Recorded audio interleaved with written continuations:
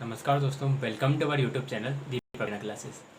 आप में से बहुत से बच्चों के डाउट आ रहे हैं DSSV की बुक्स को लेकर कि DSSV के लिए हम कौन सी बुक्स को फॉलो करें। हिमांशु एम की बुक्स को फॉलो करें, अध्ययन मंत्रा वाली बुक्स को फॉलो करें, प्रतीक शिवालिक सर की बुक को फॉलो करें, या फिर अरुण कुमार बुक को फॉलो करें, और भी जो मालती शाश्वती जी हैं उनकी बुक को फॉलो करें। कौन सी बुक को फॉलो करें, ऐसी कौन सी बुक है जिसको पढ़ने के बाद हमारा DSSV निकल जाएगा। ठीक है, और मैंने ज़्यादातर पर यही कमेंट करा है कि DSSV के लिए मैं कोई एक बुक सजेस्ट नहीं कर सकता। अब इस वीडियो में मैं आपको क्लियर करने वाला हूँ कि DSSV की CDP के लिए आपको बुक पढ़ना है तो कौन सी पढ़ना है, या फिर बिना बुक के भी हो सकता है या फिर नहीं हो सकता है। कुल मिलाकर हम इस बात पर डिस्कस करेंगे कि DSSV लेवल की CDP करने के लिए जो 100 नंबर की CDP आएगी, उस 100 नंबर की CDP के लिए हमें क्या चीज़ फॉलो करना चाहिए, कहाँ का बुक्स फॉलो करें, कौन सा कंटेंट फॉलो करें। ठीक, स्टार्ट करते हैं। फिर देखो, सबसे पहली बात तो ये DSSV में आती है 100 मार्क्स की CDP। ठीक है, अब 100 नंबर की CDP आती है तो मुझे नहीं लगता कि कोई भी एक ऐसी बुक बनी होगी जिस बुक्स में से आपका पूरा सिलेबस कंप्लीट होने वाला हो। ठीक है, मैंने जिन बुक्स का मेरे चैनल पर रिव्यू करा है, जहाँ तक मेरा अरुण कुमार सिंह वाली बुक का भी रिव्यू करा है, मैं उस बुक को तक रेफ़र नहीं कर रहा हूँ DSSV के लिए, जबकि उस बुक में 939 तो पेजेस ही हैं। 900 से ज़्यादा पेजेस होने के बाद, इतनी मोटी लगभग बुक है, उसके बाद ही मैं ये नहीं कह सकता कि इस बुक को करने के बाद आपका DSSV लेवल का CDP कवर हो जाएगा। इसका मतलब ये है कि कोई भी ऐसी सिंगल बुक नहीं है जिस बुक को पढ़कर आप DSSV लेवल का CDP कवर कर सको। क्लियर हो गई यहाँ तक बात? कोई भी बुक नहीं है, किसी भी राइटर की ऐसी बुक नहीं है कि सिर्फ उस बुक को पढ़ने के बाद आपका DSSV का CDP का सिलेबस कवर हो जाएगा।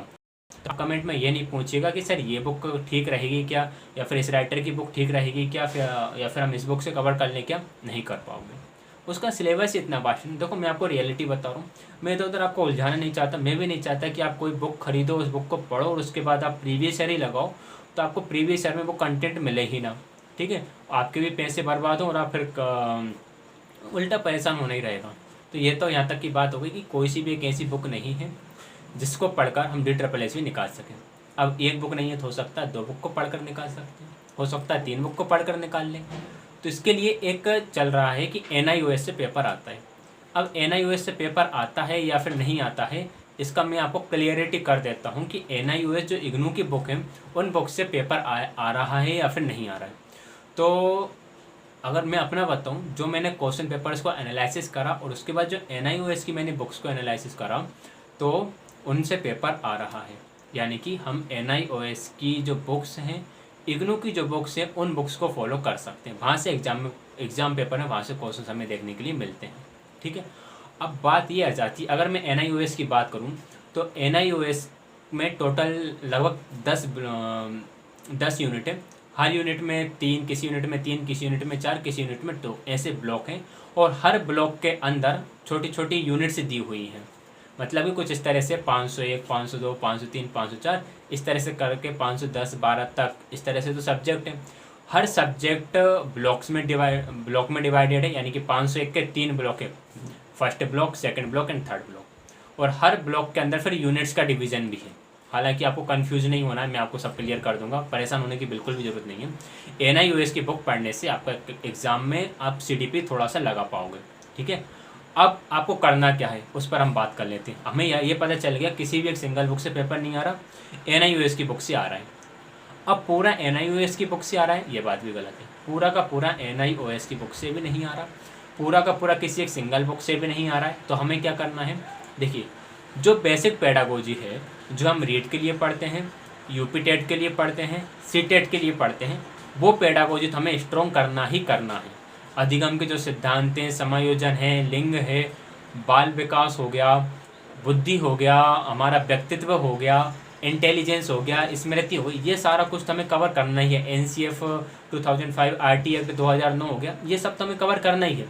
इसके अलावा फिर हमें NIOS की बुक्स को भी पढ़ना है, क्योंकि उसमें कंटेंट थोड़ा सा भारतीय शिक्षा प्रणाली जो हो गई, इससे लेकर प्राचीन काल में भारतीय शिक्षा प्रणाली कैसी थी, स्वतंत्रता के बाद कैसी थी, स्वतंत्रता के पश्चात कैसी हुई, सब्जेक्ट पेडागोजी की हम बात करें, सब्जेक्ट पेडागोजी से भी DSSV में क्वेश्चन आए हुए हैं, तो वो भी NIOS की बुक में दिया हुआ है।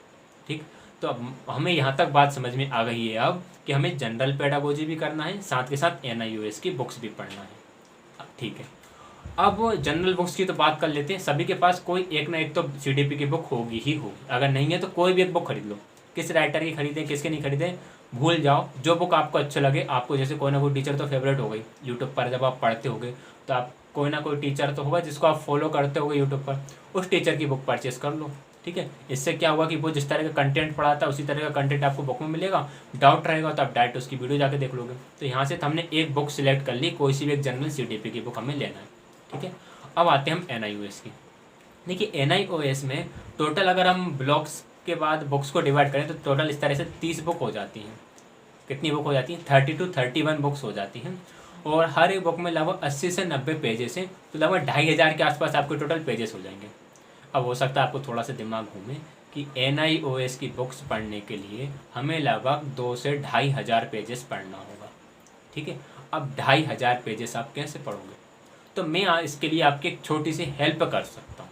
क्या हेल्प कर सकता हूँ मैं ये हेल्प कर सकता हूँ कि मैं NIOS की जो 2500 बुक्स हैं, जो उनका पूरा सिलेबस है, उसकी समरी अपने चैनल पे करा सकता हूँ। यह काम मैं करा सकता हूँ सिर्फ आप लोगों के लिए।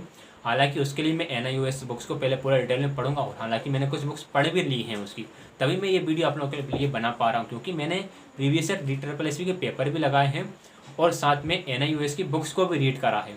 ठीक, क्योंकि मुझे जिस भी क्वेश्चन में डाउट रहा, मैंने उस टॉपिक को NIOS की बुक में ढूंढा, मुझे वो वहाँ पे मिला, तभी मैं आपसे कह पा रहा हूँ कि NIOS से पेपर आ रहा है। ठीक, तो मैं आप लोगों के लिए ये करा सकता हूँ कि NIOS की जो बुक्स हैं उन बुक्स की समरी अपने चैनल पे करा सकता हूँ। ठीक, तो NIOS की समरी आपको वहाँ से कवर हो जाएगी। कोई एक जनरल बुक का आप कवर कंप्लीट कर लोगे, साथ में हम प्रीवियस ईयर कर लेंगे, बस आपका पेपर क्लियर हो जाएगा। क्लियर होने का मतलब ऐसा नहीं 100 में से 100 लगा दोगे। देखिए DSSB का पेपर इसी तरह का बनता है कि आप 100 में से 100 तो नहीं लगा पाओगे। ठीक, और कोई भी एग्ज़ाम पेपर हो, बहुत ही मुश्किल होता है कि आप फुल में से फुल क्वेश्चन सोल्व कर सको, वो भी CDP जैसे सब्जेक्ट में, जिसमें क्वेश्चंस के आंसर लगते कुछ और हैं और होते कुछ और हैं। बहुत ज़्यादा अंडरस्टैंडिंग लगती है इसमें।